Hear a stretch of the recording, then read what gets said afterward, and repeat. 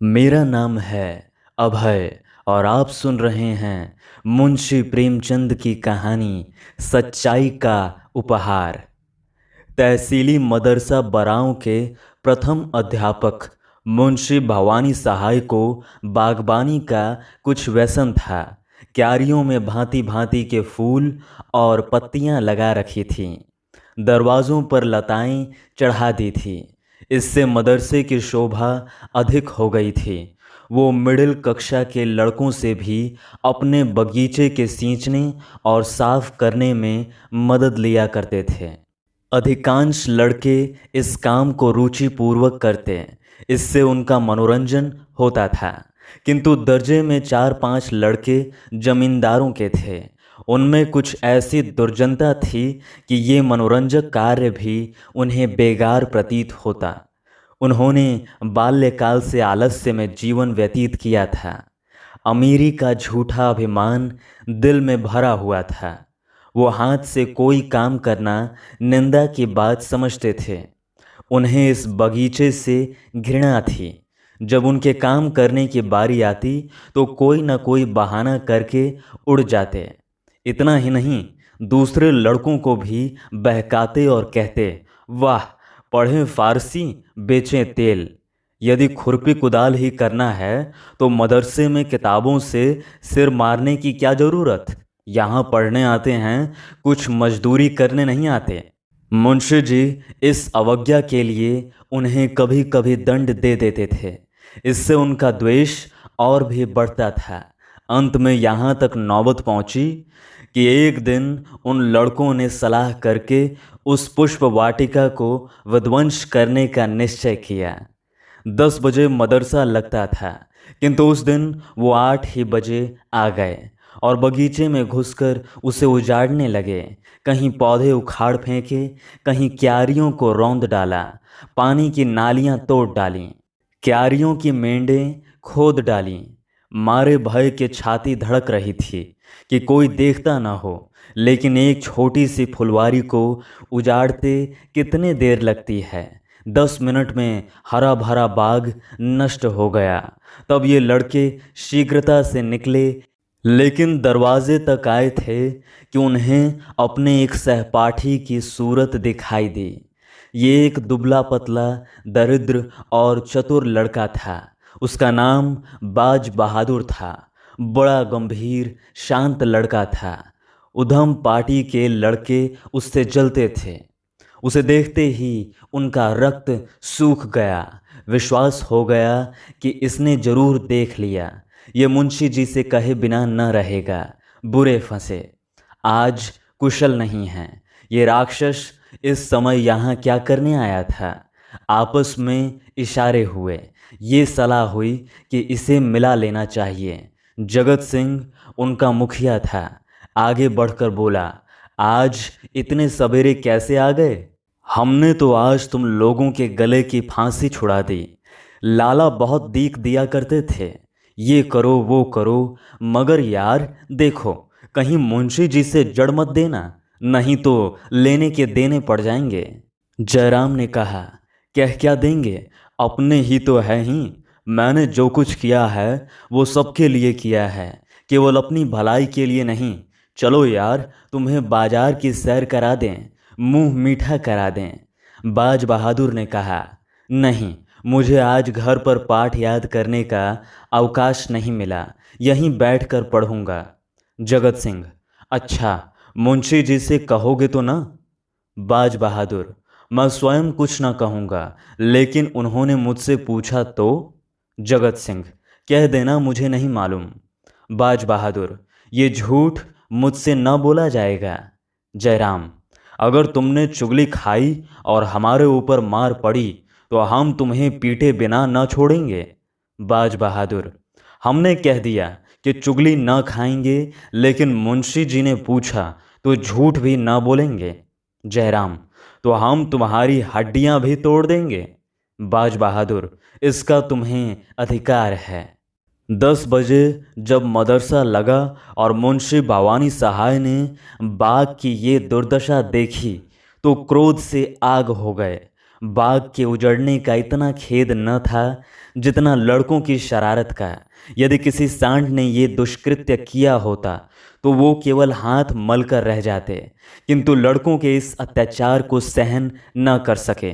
ज्यों ही लड़के दर्जे में बैठ गए, वो तेवर बदले हुए आए और पूछा, ये बाग किसने उजाड़ा है? कमरे में सन्नाटा छा गया। अपराधियों के चेहरे पर हवाइयाँ उड़ने लगीं। मिडिल कक्षा के 25 विद्यार्थियों में कोई ऐसा न था जो इस घटना को न जानता हो, किंतु किसी में ये साहस न था कि उठकर साफ साफ कह दें। सबके सब सिर झुकाए मौन धारण किए बैठे थे। मुंशी जी का क्रोध और भी प्रचंड हुआ। चिल्लाकर बोले, मुझे विश्वास है कि ये तुम ही लोगों में से किसी की शरारत है। जिसे मालूम हो स्पष्ट कह दे, नहीं तो मैं एक सिरे से पीटना शुरू करूँगा। फिर कोई ये ना कहे कि हम निरपराध मारे गए। एक लड़का भी न बोला। वही सन्नाटा। मुंशी, देवी प्रसाद तुम जानते हो? देवी, जी नहीं, मुझे कुछ नहीं मालूम। शिवदास, तुम जानते हो? जी नहीं, मुझे कुछ नहीं मालूम। बाज बहादुर, तुम कभी झूठ नहीं बोलते, तुम्हें मालूम है? बाज बहादुर खड़ा हो गया। उसके मुखमंडल पर वीरत्व का प्रकाश था। नेत्रों में साहस झलक रहा था। बोला, जी हाँ। मुंशी जी ने कहा, शाबाश। अपराधियों ने बाज बहादुर की ओर रक्तवर्ण आंखों से देखा और मन में कहा, अच्छा। भवानी सहाय बड़े धैर्यवान मनुष्य थे। यथाशक्ति लड़कों को यातना नहीं देते थे, किंतु ऐसी दुष्टता का दंड देने में वो लेश मात्र भी दया न दिखाते थे। छड़ी मंगाकर 5 अपराधियों को 10-10 छड़ियां लगाईं। सारे दिन बेंच पर खड़ा रखा और चाल चलन के रजिस्टर में उनके नाम के सामने काले चिन्ह बना दिए। बाज बहादुर से शरारत पार्टी वाले लड़के यों ही जला करते थे। आज उसकी सच्चाई के कारण उसके खून के प्यासे हो गए। यंत्रणा में सहानुभूति पैदा करने की शक्ति होती है। इस समय दर्जे के अधिकांश लड़के अपराधियों के मित्र हो रहे थे। उनमें षड्यंत्र रचा जाने लगा कि आज बाज बहादुर की खबर ली जाए। ऐसा मारो कि फिर मदरसे में मुंह न दिखावे। ये हमारे घर का भेदी है। दगाबाज बड़ा सच्चे की दुम बना है। आज सच्चाई का हाल मालूम हो जाएगा। बेचारे बाज बहादुर को इस गुप्त लीला की जरा भी खबर न थी। विद्रोहियों ने उसे अंधकार में रखने का पूरा यत्न किया था। छुट्टी होने के बाद बाज बहादुर घर की तरफ चला। रास्ते में एक अमरूद का बाग था। वहाँ जगत सिंह और जयराम कई लड़कों के साथ खड़े थे। बाज बहादुर चौंका। समझ गया कि ये लोग मुझे छेड़ने पर उतारू हैं, किंतु बचने का कोई उपाय न था। कुछ हिचकता हुआ आगे बढ़ा। जगत सिंह बोला, आओ लाला, बहुत राह दिखाई। आओ, सच्चाई का इनाम लेते जाओ। बाज बहादुर, रास्ते से हट जाओ, मुझे जाने दो। जयराम, जरा सच्चाई का मजा तो चखते जाइए। बाज बहादुर, मैंने तुमसे कह दिया था कि जब मेरा नाम लेकर पूछेंगे तो मैं बता दूंगा। जयराम, हमने भी तो कह दिया था कि तुम्हें इस काम का इनाम दिए बिना न छोड़ेंगे। ये कहते ही वो बाज बहादुर की तरफ घूंसा तान कर बढ़ा। जगत सिंह ने उसके दोनों हाथ पकड़ने चाहे। जयराम का छोटा भाई शिवराम अमरूद की एक टहनी लेकर झपटा। शेष लड़के चारों तरफ खड़े होकर तमाशा देखने लगे। ये रिजर्व सेना थी जो आवश्यकता पड़ने पर मित्र दल की सहायता के लिए तैयार थी। बाज बहादुर दुर्बल लड़का था। उसकी मरम्मत करने को वो 3 मजबूत लड़के काफ़ी थे। सब लोग यही समझ रहे थे कि क्षण भर में ये तीनों उसे गिरा लेंगे। बाज बहादुर ने जब देखा कि शत्रुओं ने शस्त्र प्रहार करना शुरू कर दिया तो उसने कनखियों से इधर उधर देखा। तब तेजी से झपटकर शिवराम के हाथ से अमरूद की टहनी छीन ली और 2 कदम पीछे हटकर टहनी ताने हुए बोला, तुम मुझे सच्चाई का इनाम या सजा देने वाले कौन होते हो? दोनों ओर से दांव पेच होने लगे। बाज बहादुर था तो कमजोर, पर अत्यंत चपल और सतर्क था। उस पर सत्य का विश्वास हृदय को और भी बलवान बनाए हुए था। सत्य चाहे सिर कटा दे, लेकिन कदम पीछे नहीं हटाता।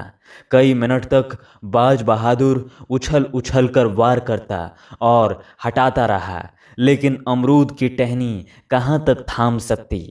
जरा देर में उसकी धज्जियां उड़ गई। जब तक वो उसके हाथ में वो हरी तलवार रही, कोई उसके निकट आने की हिम्मत न करता था। निहत्था होने पर वो ठोकरों और घूंसों से जवाब देता रहा, मगर अंत में अधिक संख्या ने विजय पाई। बाज बहादुर की पसली में शिवराम का एक घूंसा ऐसा पड़ा कि वो बेदम होकर गिर पड़ा। आंखें पथरा गईं और मूर्छा सी आ गई। शत्रुओं ने ये दशा देखी तो उनके हाथों के तोते उड़ गए। समझे इसकी जान निकल गई, बेतहाशा भागे। कोई 10 मिनट के पीछे बाज बहादुर सचेत हुआ। कलेजे पर चोट लग गई, घाव ओछा पड़ा था, तिस पर भी खड़े होने की शक्ति न थी। साहस करके उठा और लंगड़ाता हुआ घर की ओर चला। उधर ये विजय दल भागते भागते जयराम के मकान पर पहुंचा। रास्ते ही में सारा दल तितर बितर हो गया। कोई इधर से निकल भागा, कोई उधर से। कठिन समस्या आ पड़ी थी। जयराम के घर तक केवल 3 सुदृढ़ लड़के पहुंचे। वहां पहुंचकर उनकी जान में जान आई। जयराम, कहीं मर न गया हो, मेरा घूंसा खूब बैठ गया था। जगत सिंह, तुम्हें पसली में नहीं मारना चाहिए था।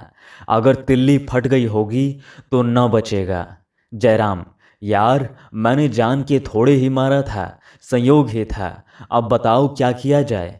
जगत सिंह, करना क्या है, चुपचाप बैठे रहो। जयराम, कहीं मैं अकेला तो ना फंसूंगा?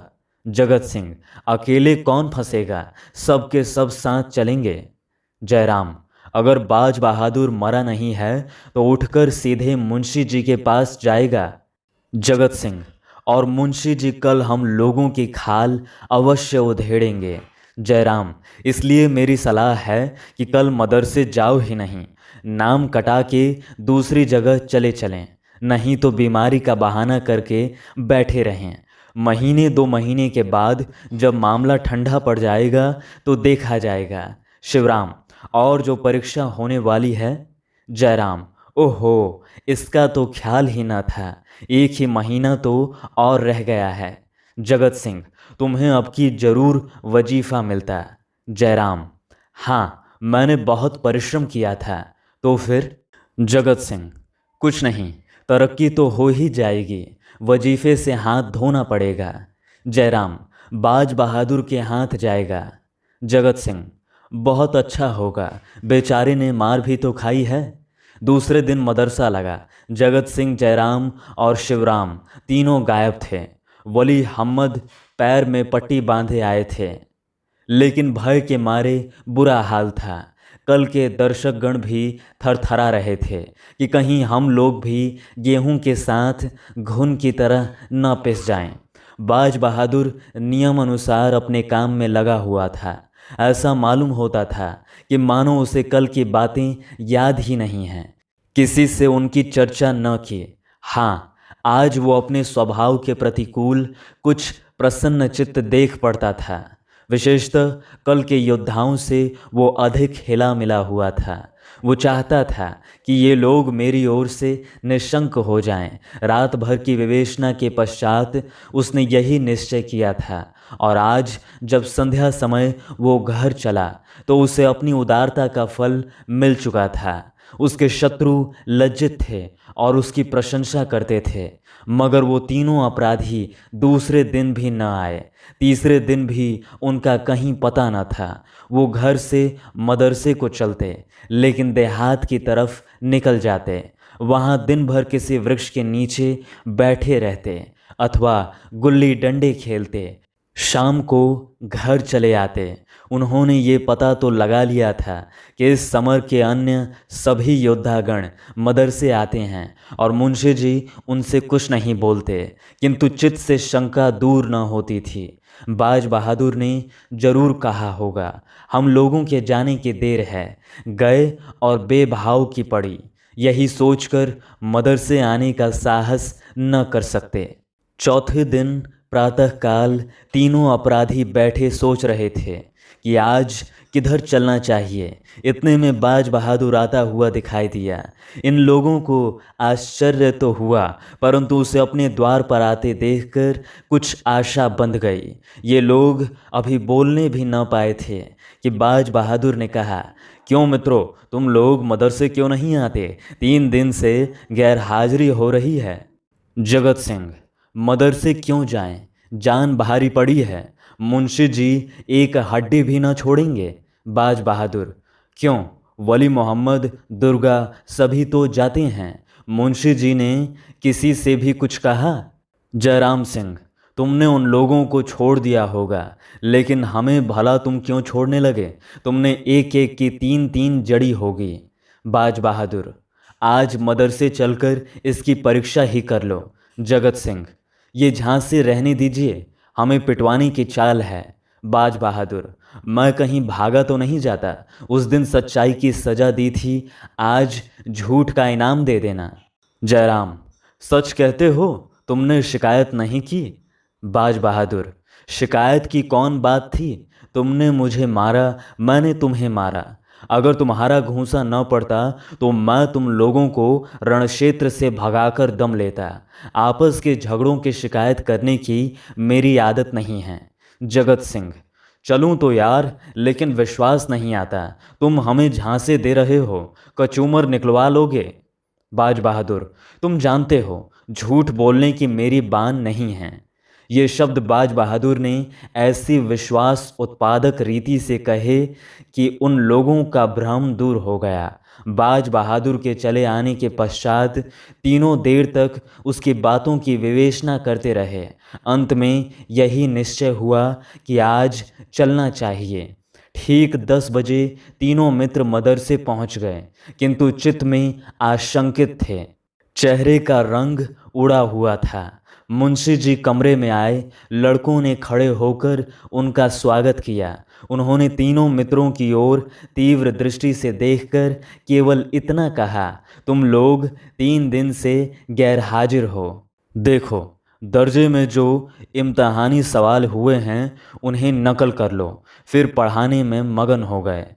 जब पानी पीने के लिए लड़कों को आध घंटे का अवकाश मिला तो तीनों मित्र और उनके सहयोगी जमा होकर बातें करने लगे। जयराम, हम तो जान पर खेल कर मदरसे आते थे, मगर बाज बहादुर है बात का धनी। वली मोहम्मद, मुझे तो ऐसा मालूम होता है वो आदमी नहीं देवता है। ये आंखों देखी बात न होती तो मुझे कभी इस पर विश्वास न आता। जगत सिंह, भलमनसी इसी को कहते हैं। हमसे बड़ी भूल हुई कि उसके साथ ऐसा अन्याय किया। दुर्गा, चलो उससे क्षमा मांगे। जयराम, हाँ, ये तुम्हें खूब सूझी आज ही। जब मदरसा बंद हुआ तो दर्जे के सब लड़के मिलकर बाज बहादुर के पास गए। जगत सिंह उनका नेता बनकर बोला, भाई साहब, हम सब के सब तुम्हारे अपराधी हैं। तुम्हारे साथ हम लोगों ने जो अत्याचार किया है उस पर हम हृदय से लज्जित हैं। हमारा अपराध क्षमा करो। तुम सज्जनता की मूर्ति हो। हम लोग उज्जड़, गंवार और मूर्ख हैं। हमें अब क्षमा प्रदान करो। बाज बहादुर की आंखों में आंसू भर आए। बोला, मैं पहले भी तुम लोगों को अपना भाई समझता था और अब भी वही समझता हूँ। भाइयों के झगड़े में क्षमा कैसी? सब के सब उससे गले मिले। इसकी चर्चा सारे मदरसे में फैल गई। सारा मदरसा बाज बहादुर की पूजा करने लगा। वो अपने मदरसे का मुखिया, नेता और सिरमौर बन गया। पहले उसे सच्चाई का दंड मिला, अब की सच्चाई का उपहार मिला।